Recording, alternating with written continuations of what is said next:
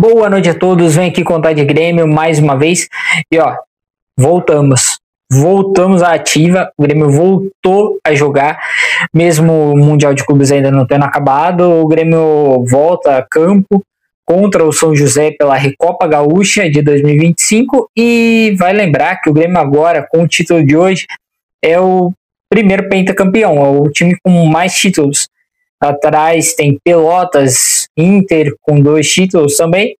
E depois tem times como o São Luís de Juí, Lajeadense e outros. E vale lembrar que isso começou em 2014, a Recopa Gaúcha. E o Grêmio na noite de hoje jogou bem o suficiente para ganhar do São José, porque eu não vou ficar exaltando muito os jogadores do Grêmio, porque o São José não é parâmetro para gente medir, né? Visto as competições e as partidas que os clubes que a gente vai enfrentar, seja pela Sul-Americana, ou seja agora no domingo que já vai voltar enfrentando o Cruzeiro pelo Campeonato Brasileiro. Depois vai pegar o Alianza Lima, sabe? Então, não é parâmetro o São José. O Grêmio foi um time com mais volume de jogo, tinha mais posse de bola, e no início do jogo o Grêmio estava indo para cima e dando um sufoco mesmo na equipe do São José. Daí, com 16 minutos, o Alisson Eduardo, esse moleque joga muita bola. Seguria é bom de bola. Ele, há um tempo atrás, eu pensava assim, será que ele chega a ser um novo Gustavo Nunes, mesmo nível? Não. Ele é melhor que o Gustavo Nunes. Joga muita bola mesmo. Eu não tinha reparado, eu confesso que eu não sabia da estatística. No meio da transmissão hoje com o meu amigo Vinícius Lourenço, eu descobri que ele ainda não tinha feito gol pela equipe do Grêmio. É que ele é tão participativo que eu achei que ele já tinha feito pelo menos uns 3, mas é tudo assistência que ele dá. O Grêmio chega a marcar o seu primeiro gol aos 16 minutos com ele, e depois de 5 minutos, se eu não me engano, o Grêmio vai lá e faz o segundo. Daí é numa jogada que ele pega, leva até a linha de fundo, toca a bola para trás. E o outro jogador agora, Amuzu chega e bate e faz o gol. Faz 2-0. Daí depois tivemos um pênalti marcado em cima do Ares, que para mim e para o Vinícius, que foi meu companheiro na transmissão, não achamos pênalti, foi bem exagerado assim, né? Tanto é que teve um outro lance para o São José no segundo tempo, que se fosse usar de parâmetro esse pênalti no Ares, era para ter dado um pênalti lá para o São José, mas não era lance de pênalti. Assim como do Ares não era, mas o VAR ele não chamou e no final acabou marcando o pênalti. O Arezo, que é um caso à parte, que logo mais à frente eu vou falar um pouquinho a mais sobre ele, não bateu o pênalti. Quem foi para bater o pênalti foi o Cristaldo. O Cristaldo finaliza cruzado, e nessa que ele bate cruzado, ele bate com força, porém o goleiro esperou o tempo certo e conseguiu pegar. Eu acho que, assim, falar depois que aconteceu é fácil, mas para mim aquilo ali não é um momento ali de você bater cruzado. O Cristaldo devia ter chutado no lado favorável a ele, chutou a meia altura ainda por cima, daí facilitou um pouco mais para o goleiro. E o pênalti foi marcado aos 41 da primeira etapa. O Grêmio poderia ter feito 3. Daí, acabou o primeiro tempo, começa o segundo. E o segundo tempo, cara, começou com o São José mais em cima e o Grêmio mais acuado. Eu falei, esse não é o Grêmio. e vai. Daqui a pouco o Grêmio parou, pensou e falou, não, pera lá, a gente tá ganhando 2-0, estamos levando sufoco agora? Não. Daí com 10 minutos do segundo tempo, o Grêmio volta a jogar o que sabe. Daí foi desenrolando aos poucos, foi melhorando, coisa e tal, mas não passou disso. O jogo foi bem morno, foi bem morninho, mas teve um lance que eu acho que foi o lance do jogo. Foi numa que o Grêmio sai num contra-ataque, o Arezzo, na hora que ele tava indo ali, ele finaliza e o goleiro defende, mas antes dele finalizar e o goleiro fazer uma baita de uma defesa, o juiz foi acompanhar o lance.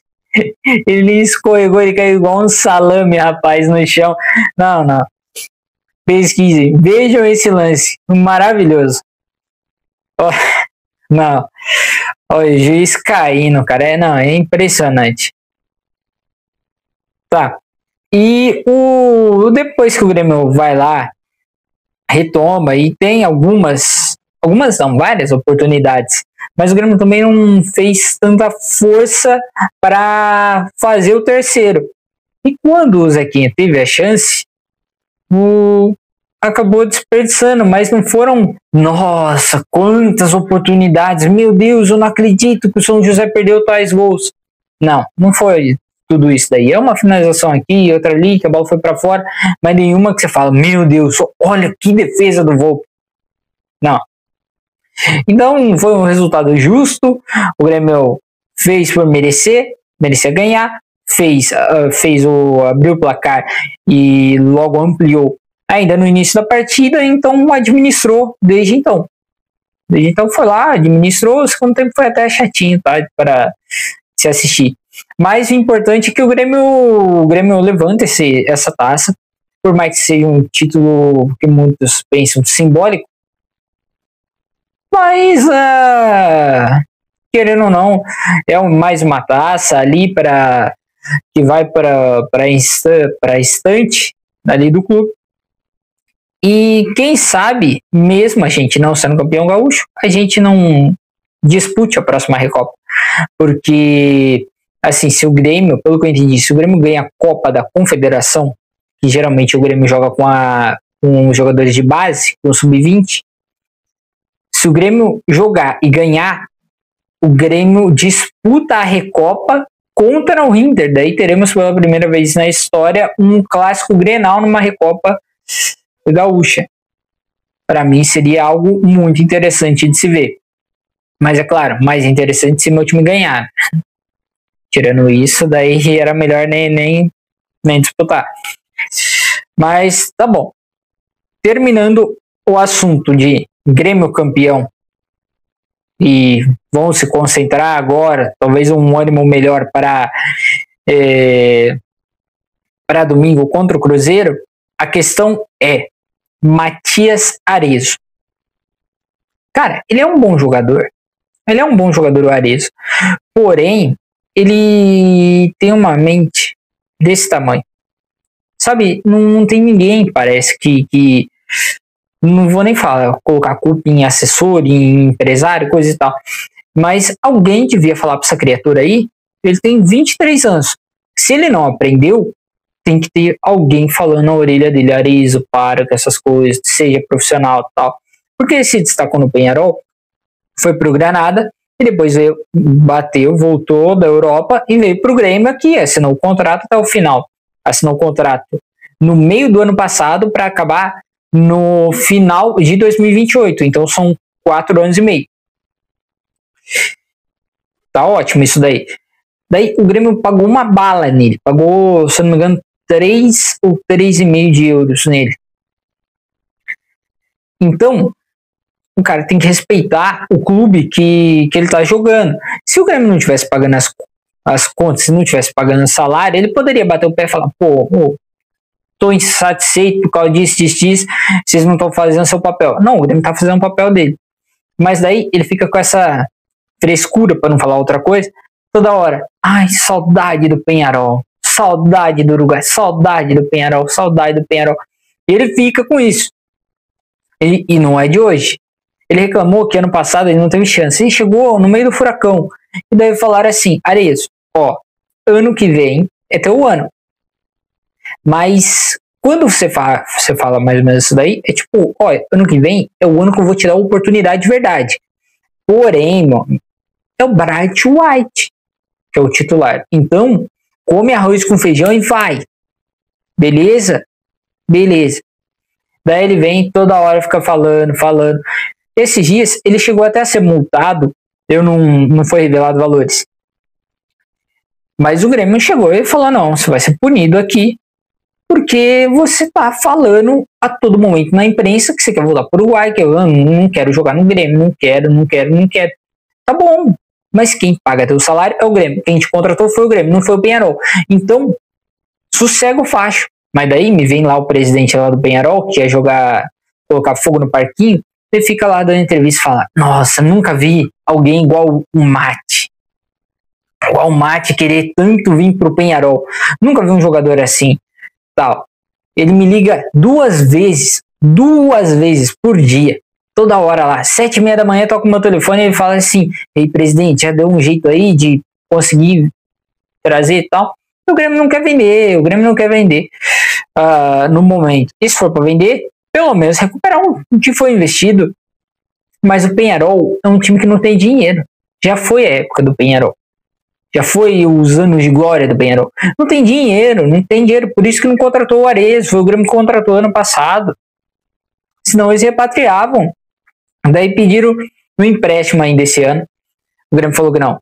Daí foram lá, pediram depois de novo mais um empréstimo, mas daí paga alguma coisa e tal.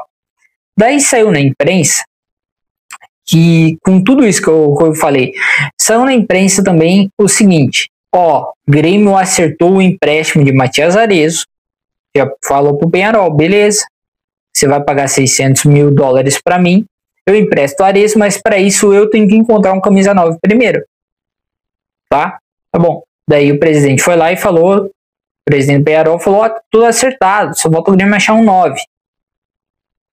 Calma. Daí me vem o Grêmio, solta uma nota falando que nunca o Peñarol procurou o Grêmio e fez uma proposta. É tão mau caráter do Arezzo e do Peñarol que a proposta que chegou até o Grêmio foi através do intermediário. O Peñarol não deu a cara a tapa para falar assim, ó, eu quero o Arezzo, eu pago X. Não, teve que vir um outro cara para falar, eu vou pagar e o Arezzo joga lá até o fim do ano. Mas em nenhum momento o Grêmio aceitou isso daí, que foi tudo isso aí que, eu vou achar um 9 e tal. Em nenhum momento o Grêmio aceitou isso. Daí eles estão fazendo isso para ver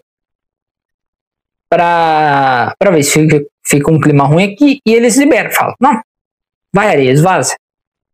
Mas não é bem assim que funciona, né? Tem muito dinheiro envolvido e tal.